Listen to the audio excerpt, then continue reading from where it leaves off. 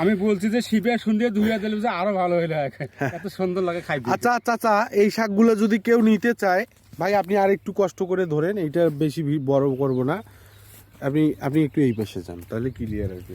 চাচা, এই শাকগুলো যদি কেউ কিনতে চায়, আপনি কি বেচবেন তার কাছে?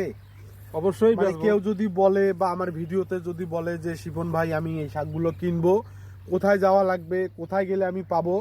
আমি আপনাদের বলি, সোজা আপনাদের আর্কের রোড সংলগ্ন দর্শনার মোড় থেকে পশ্চিম পাশে যে রোডটা গেছে, অর্থাৎ যেটা শ্যামপুরের রোড, ওই রোড আমি বলি, মানে শ্যামপুরের যে রোডটা আছে, পালিচোরা হয়তো অনেকেই চিনেন না, পশ্চিম পাশে যে রোডটা গেছে, ওই শ্যামপুরের রোডেই মাঝেই আপনার হচ্ছে পালিচোরা, কিছু দূর তারপরে পার হয়ে শ্যামপুর।